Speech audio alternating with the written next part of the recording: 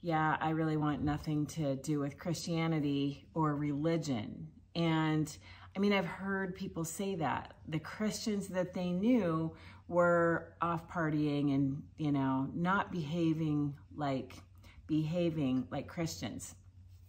And what I think is, yeah, just like in my professional life, I'm held to a higher standard. As a Christian, I'm held to a higher standard.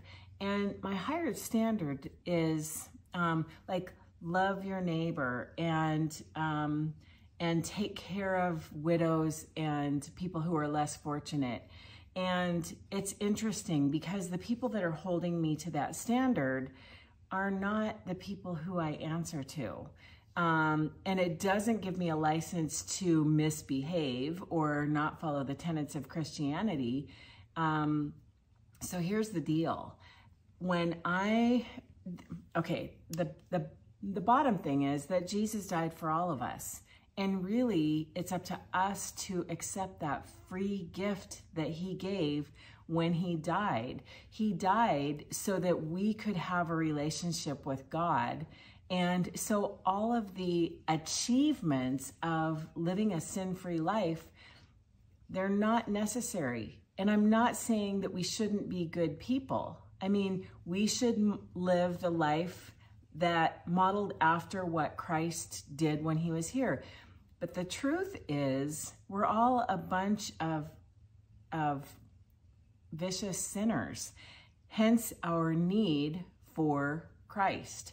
And none of us, no matter how good we may think we are, Christian or not, none of us will ever arrive to perfection. If we could do that on our own, God wouldn't have sent his son to die for us. So we can just give up the pride and recognize that none of us are ever going to be perfect and just accept the gift that Jesus offered with his life to cover all of our sins, the sins of the past, the sins of the future, the sins of the present. And when we do that, our lives change. We're constantly striving to be more and more and more like Jesus. Here's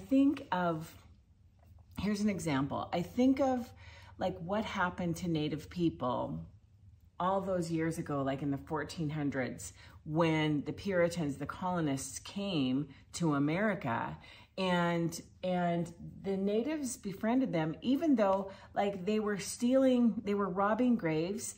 It was greed, the sin of greed, that overtook them and made them steal food from the natives, steal anything that they thought looked like it was of value when they robbed the graves.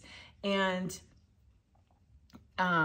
it was the colonists that brought blankets that were filled with tuberculosis to the natives. The genocide that occurred was in the millions. And I mean, should I be angry and say, I want nothing to do with Christianity because this happened? No, so I'm half Native and half white. Could both of those have been my ancestors? Yes, they could have. So I can't engage in self-hatred. The bottom line is, I'm a Christian and my loyalty is to Christ. Does that make me treat people differently? I hope so. But have I fallen down? I mean, in my book, I talk about how if people had known me and if they heard that I died and they came to my funeral and people said something about me being a Christian, they'd be looking at each other going, she was a Christian? So I haven't always and still don't live up or measure up to what people think I should be. But my accountability is to the Lord. So anyway, all of this talk about, well, she should be doing this or he should be doing that. I mean, each one of us can pull the log out of our own eye. We don't need to be removing the speck of sawdust from somebody else's eye.